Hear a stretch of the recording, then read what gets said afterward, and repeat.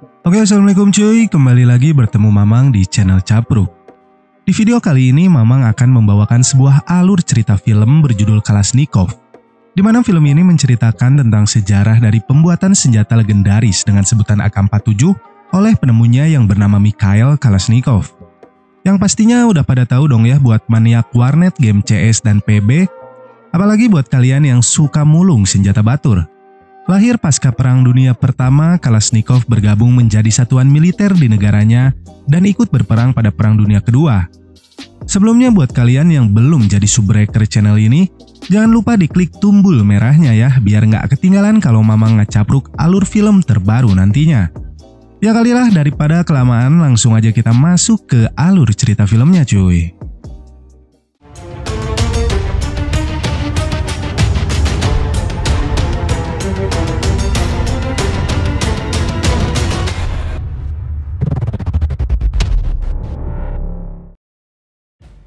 Berawal di sebuah medan pertempuran, pasukan Nazi sedang melakukan penyerangan ke wilayah Uni Soviet dengan melakukan operasi Barbarossa. Sebuah tank dari Uni Soviet yang dikendarai salah satu perwira bernama Kalashnikov terlihat cukup kesulitan menghadapi para Nazi yang mengepung mereka. Ia bahkan harus kehilangan anak buahnya dan dirinya sendiri terluka cukup parah tapi berhasil selamat dari serangan barusan. Terbangun di dalam camp medis, Kalashnikov berusaha untuk bangkit tapi dilarang oleh seorang perawat yang ada di dalam sana. Akibat luka di bahu yang cukup parah, Kalashnikov bersama prajurit lainnya kemudian dirujuk ke rumah sakit di kota untuk mendapatkan perawatan yang lebih baik. Di perjalanannya, Kalashnikov mendengar percakapan bahwa pasukan mereka kalah senjata dari pasukan musuh dan masih banyak prajurit Jerman yang berada di garis depan pertempuran. Tak lama dari sana, mobil yang mereka tumpangi nyelap di tengah salju dan membuat beberapa dari mereka terpaksa berjalan kaki ke desa terdekat untuk mencari bantuan. Kalashnikov diberikan sebuah pistol oleh rekannya untuk berjaga di belakangnya saat mengecek desa tersebut.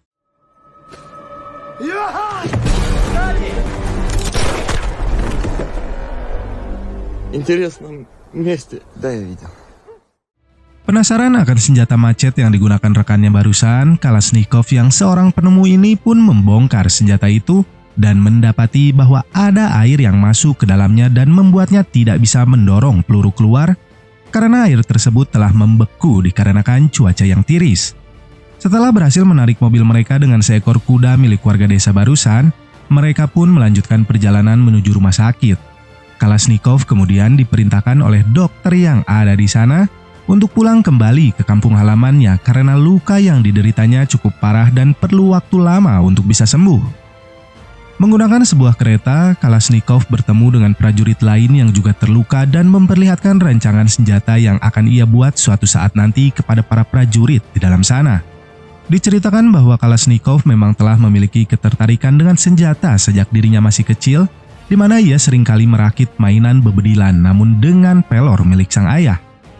Terdorong kembali akan impiannya itu, Kalashnikov memutuskan tak jadi pulang ke kampung halamannya dan berhenti di sebuah stasiun untuk menuju sebuah pabrik tempat dulu ia pernah bekerja. Di sana ia langsung mendatangi pemilik pabrik untuk mengajukan rancangan senjata miliknya dan membuatnya di pabrik tersebut. Namun sayangnya sang pemilik menolak ide tersebut dan mengusirnya dari sana. Saat sedang ngehulang di luar, Kalashnikov mendengar informasi akan kehadiran seorang letkol bernama Basarov dan merasa ini adalah salah satu peluang untuk memperlihatkan rancangan senjata miliknya. Setelah memperkenalkan diri dan diperkenankan untuk berbicara, Kalashnikov akhirnya berhasil mendapatkan surat izin untuk bekerja di pabrik tersebut membuat senjata rancangan miliknya.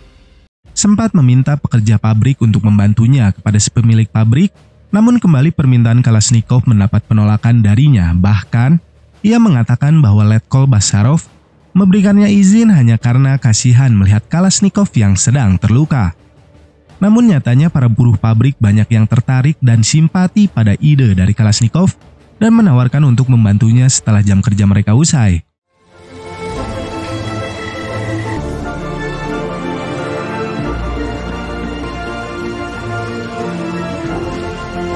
Глыбы. Страшно подумать, что бы я делал без них.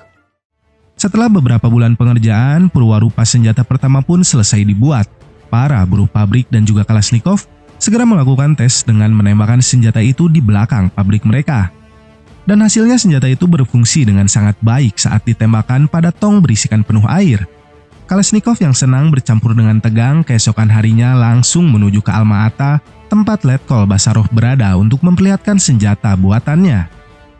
Namun karena ia dikira Slonong Boy sambil membawa senjata rakitan ke dalam markas tersebut, Kalashnikov pun terpaksa ditangkap dan diamankan di dalam sebuah ruangan. Mendengar ada kegaduhan, salah seorang perwira datang untuk mengecek senjata yang dibawa oleh Kalashnikov. Perwira ini menyadari bahwa senjata tersebut bukan buatan pabrik dan ia akan memeriksa senjata tersebut esok hari. Kalashnikov di sini dibully oleh para prajurit yang menangkapnya karena dianggap sebuah lelucon di mana seorang bocah dari kampung bisa menjadi penemu dan membuat senjata yang canggih dengan tangannya.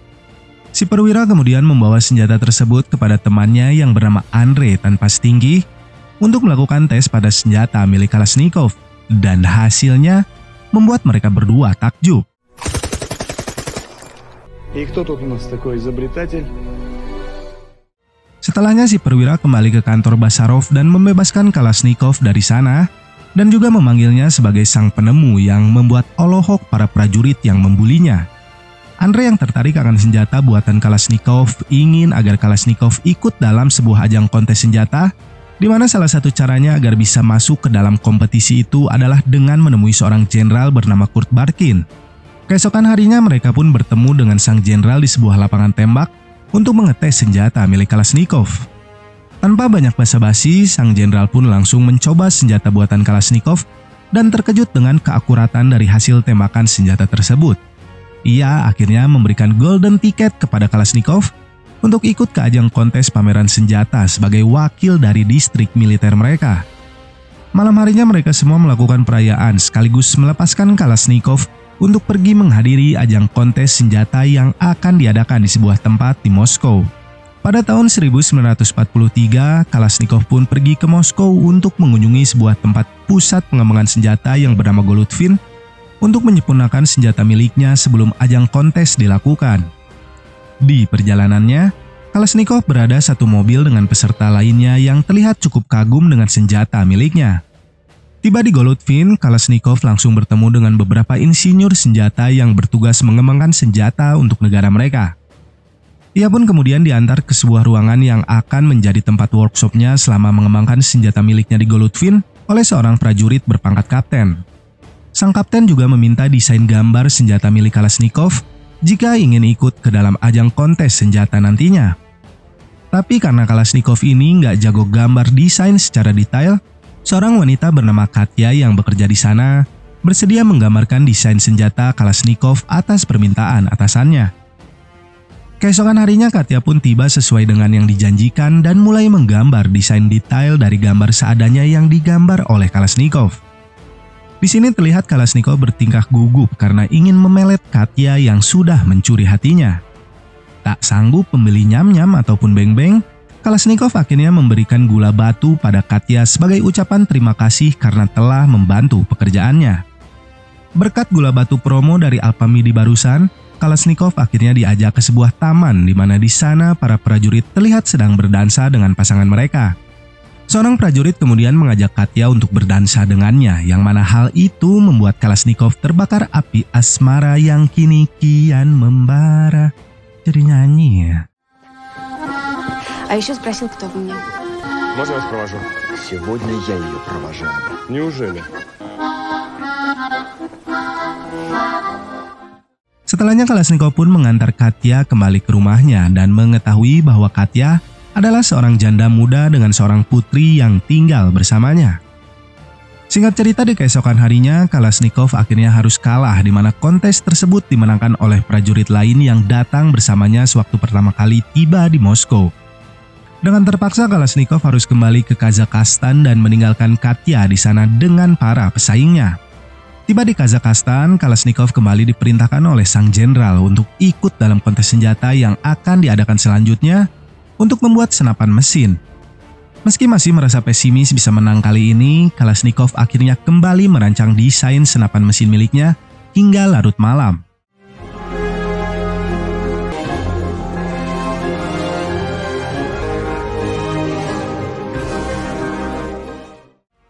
Kalashnikov yang pernah mengirimkan surat kepada Katya akhirnya mendapatkan balasan dari pujaan hatinya itu yang memberikannya semangat agar bisa cepat bertemu kembali di Golutvin. Saat perwarupa senapan mesin miliknya telah selesai, Kalashnikov segera bersiap untuk kembali ke Golutvin dengan menaiki sebuah kereta. Di stasiun tersebut, dirinya tanpa sengaja bertemu dengan saudaranya yang terkurung di dalam salah satu gerbong kereta para tahanan. Мишаня! Это мамка, сестренка!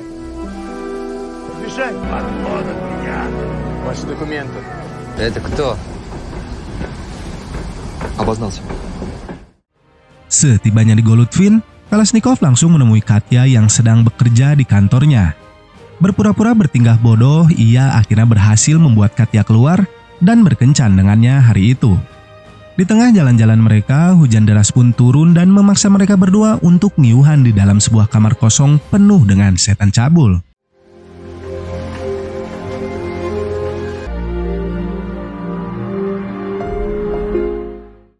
Beberapa waktu kemudian, hari pengujian senjata pun tiba. Tapi dari semua senjata yang dikonteskan pada saat itu, tak satu pun yang memenuhi standar kualitas yang diinginkan oleh panitia kontes. Pesimis dirinya tak pantas menjadi seorang penemu senjata, Kalashnikov memutuskan untuk kembali menjadi prajurit di medan pertempuran. Namun kembali dokter militer mengatakan bahwa bahunya masih belum pulih dan ia tak bisa ikut ke dalam medan perang. Meski tak ada yang menang pada kontes senjata kali ini, para kontestan dipersilahkan untuk melanjutkan rancangannya pada kontes yang akan diadakan selanjutnya mengingat perang masih belum usai. Di kamarnya, Kalashnikov yang masih terpukul itu kembali mengingat masa kecilnya saat berada di desa bersama keluarganya, di mana dirinya yang masih kecil dan memiliki hobi ngebedilan hayam tetangga itu rindu akan sosok dari kedua orang tuanya di kampung halaman. Terbangun di keesokan harinya, Kalashnikov mengunjungi rumah Katya dan bertemu dengan ibu dari Katya yang terlihat tidak terlalu menyukai sosok dari Kalashnikov. Merasa putrinya hanya sekedar menjadi wanita sampingan bagi prajurit pendatang seperti Kalashnikov, sang ibu akhirnya terdiam saat mendengar Kalashnikov mengatakan ingin menikahi putrinya itu. Tak lama dari kejadian itu, pihak Uni Soviet mengumumkan kemenangan mereka atas perang melawan Jerman. Hal itu pun sontak dirayakan oleh seluruh penghuni di Golutvin, termasuk Kalashnikov dan juga Katya. Namun di sisi lain, Kalashnikov memiliki kekhawatiran sendiri akan rancangan senjatanya yang tak akan lagi berguna saat perang telah usai. Ia pun menceritakan isi hatinya itu kepada Katya yang kini telah menjadi istrinya. Katya di sini juga menyarankan agar mereka membuat benda lain seperti penggiling daging bagong, agar daging bertekstur lebih renyah dan juga kriuk. Pada pagi harinya, pimpinan dari Lembaga Penelitian Senjata Golutvin memberitahukan kepada Kalashnikov bahwa meskipun Perang Dunia Kedua telah usai, mereka masih diperintahkan untuk tetap mengembangkan membuat senjata baru sesuai instruksi dari pusat. Kalashnikov di sini bahkan diberikan divisi khusus yang dipimpin oleh dirinya untuk mengembangkan senjata-senjata yang telah ia rancang selama ini. Memiliki beberapa orang anak buah, kini Kalashnikov tak lagi bekerja sendirian dan mulai fokus untuk membuat perwarupa dari senjata paling fenomenal yakni AK-47. Ia juga disarankan oleh pemenang kontes pertama untuk lebih menyederhanakan rancangan senjatanya jika ingin menang di kontes selanjutnya. Katya yang mendengar berita tersebut pun kembali memberikan semangat 45 kepada Kalashnikov agar memberikan seluruh kemampuan terbaiknya kali ini. Di tahun 1947, Kalashnikov tiba di sebuah pabrik tempat lokasi para kontestan membuat senjata perwarupa mereka masing-masing. Setelah melalui beberapa pemeriksaan, ia pun disambut oleh seorang pria bernama Zaitsev yang akan menemaninya selama berada di sana. Kontestan lainnya yang akan dihadapi oleh Kalashnikov bernama Degtyarev, seorang jenderal yang juga sedang menguji senjata rancangannya di pabrik tersebut. Setelah bekerja secara rinci untuk mempersimpel bentuk AK rancangannya, Kalashnikov akhirnya berhasil menyelesaikan perwarupa dari AK-47 miliknya dan tak sabar ingin segera melakukan uji coba pada senjata tersebut. Namun di ruang uji coba senjata sendiri, senjata milik Jenderal Degtyarev sedang diuji untuk beberapa hari ke depan dan hal itu membuat Kalashnikov merasa tidak adil. Ia pun mengajak Zaitsev untuk menguji senjata miliknya di belakang pabrik tersebut. Товарищ конструктор, до среды тир в распоряжении генерала Дегтярева.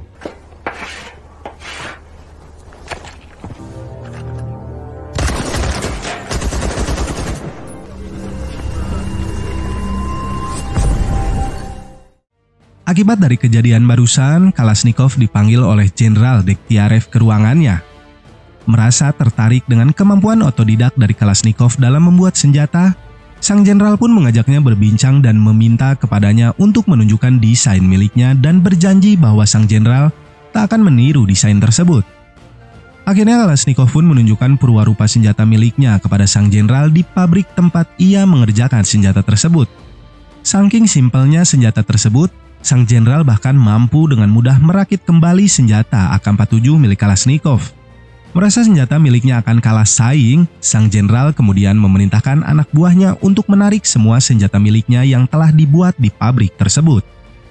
Di hari pengujian senjata kontes, beberapa model senjata mulai dites dengan cara direndam air mata dan juga ditaburi tanah kuburan. Beberapa dari senjata tersebut gagal karena tidak berfungsi dengan baik setelah dilakukan tes. Namun pada senjata AK-47 milik Kalashnikov, semua ujian itu tak berarti apapun. Образец Калашникова!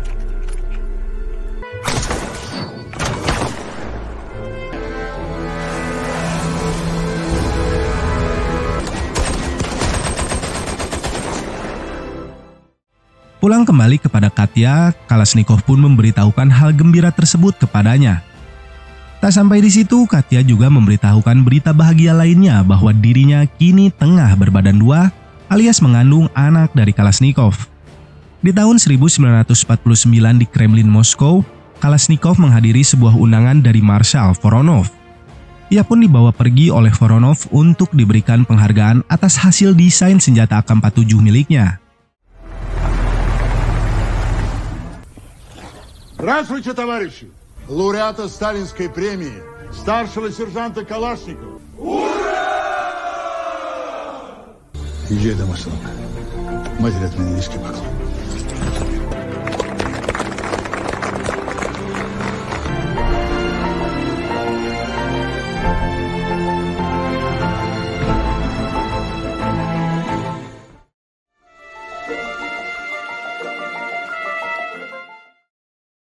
Yah cuy, itulah alur film Kalashnikov, sang penemu senjata legendaris AK-47 yang murah, ringan, akurat, dan mematikan. Tuh kan, jadi pengen main CS deh kan? Oke cuy, cukup sekian alur cerita film dari Mamang kali ini. Seperti biasa, semoga masih bisa menghibur dan menambah wawasan gizi perfilman kalian. Dan akhir kata, wassalamualaikum warahmatullahi wabarakatuh.